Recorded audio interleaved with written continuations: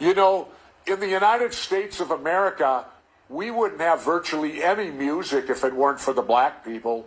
Virtually, I think all of our music, whether it's country, western, bluegrass, the blues, rock and roll, you name it, it all started and came from black America.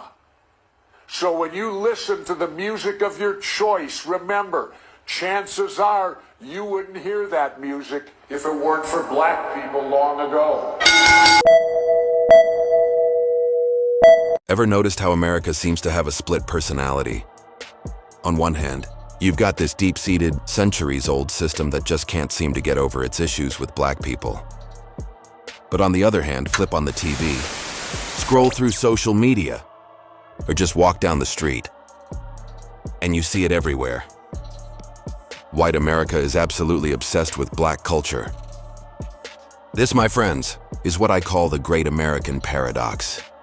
It's the bizarre reality where a society can simultaneously fear and fetishize, reject and replicate a group of people it claims to find problematic. It's like being scared of your neighbor's dog, but wanting to buy the exact same breed. Let's talk about the Appropriation Hall of Fame. We've got Elvis Presley, the king of rock and roll, who took the sounds of black artists like Big Mama Thornton and Chuck Berry, added a hip swivel, and became a global icon.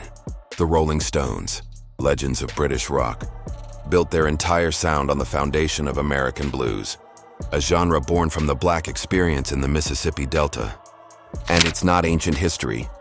Think about the Kardashians and their love affair with cornrows, which they call boxer braids, or their popularization of a body type that black women have been shamed for having for centuries.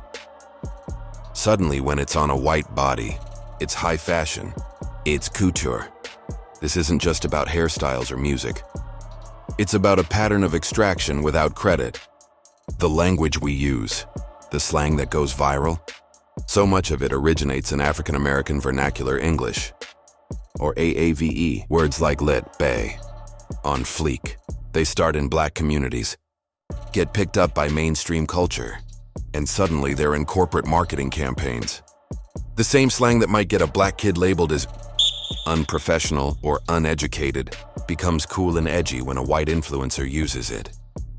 The culture is consumed, but the people who created it are often left behind, or even penalized for their own authenticity. Let's dive into the numbers for a second. Hip-hop is the most consumed music genre in the United States. According to Nielsen Music, in 2018, it accounted for over 25% of all on-demand streams. Now guess who makes up the largest demographic of hip-hop consumers? According to a 2019 study, it's young white audiences. They drive the streams, buy the concert tickets, and wear the merchandise.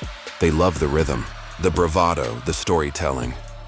But here's the paradox again. The same suburban kids blasting lyrics about the struggles of life in the inner city might be the first to clutch their purses or cross the street when they see a black man walking toward them.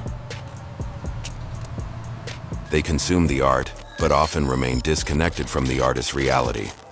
This paradox creates a really strange dynamic.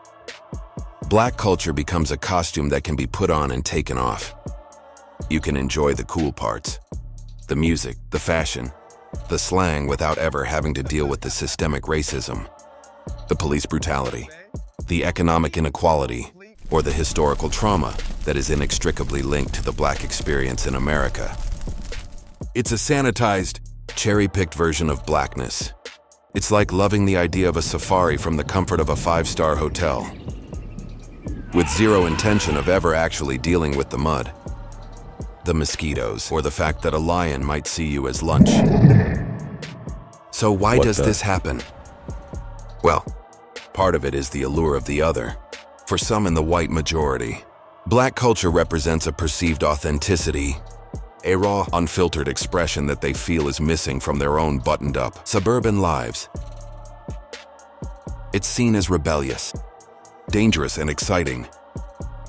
It's a form of escapism.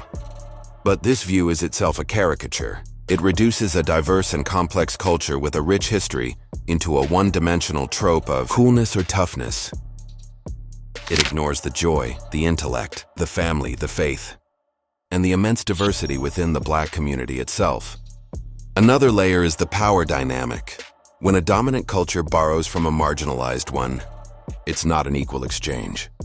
The dominant group has the power to rebrand the borrowed elements, strip them of their original meaning, and profit from them. Remember Pat Boone in the 1950s? He'd take rhythm and blues songs by Black artists like Little Richard, re-record them with a cleaner, more palatable sound, and sell millions of records to white audiences who would never have been allowed to buy the original versions. The original artist gets a pittance, while the cover artist gets rich. This is extraction, not appreciation. And let's be real, there's a huge difference between appreciation and appropriation. Appreciation is when you take the time to learn the history and significance of a cultural practice. You listen, you learn, you give credit. And you support the creators. Appropriation is when you take a piece of a culture because it looks cool, with no regard for its context or meaning. It's wearing a Native American headdress to a music festival because you think it's a neat accessory. Completely ignoring that for many tribes, each feather is earned and holds deep spiritual significance. This isn't about gatekeeping culture. Cultures have always borrowed from each other. That's how they evolve. The problem isn't the borrowing itself. The problem is the power imbalance. It's the erasure of the source. It's the hypocrisy of loving the culture but not the people. You can't say you love soul food if you support policies that harm Black restaurant owners. You can't celebrate hip-hop's 50th anniversary while being silent on the issues of police brutality that the genre has been rapping about since day one. So what's the solution? It starts with self-awareness. If you find yourself drawn to elements of Black culture, ask yourself why. Are you engaging with it on a superficial level, or are you genuinely trying to understand its roots? Go beyond the surface. Instead of just listening to the top-charting rapper, explore the history of the genre. Read books by Black authors. Watch documentaries about the civil rights movement. Support Black-owned businesses. When you use slang that originated in AAVE, understand where it came from. When you see a white celebrity praised for a style that Black people were criticized for, call it out. The great American paradox won't be solved overnight. It's woven into the very fabric of the country. But recognizing it is the first step. We have to move from a place of passive consumption to active, respectful engagement. It's about celebrating the culture by uplifting the community it comes from, not by simply taking the parts you like and leaving the rest behind. It is time to stop treating Black culture like a buffet and start treating Black people with the dignity and respect they've always deserved. Thanks for watching. Don't forget to like, share, and subscribe for more conversations that matter. This is Redline Rap Sheet signing off.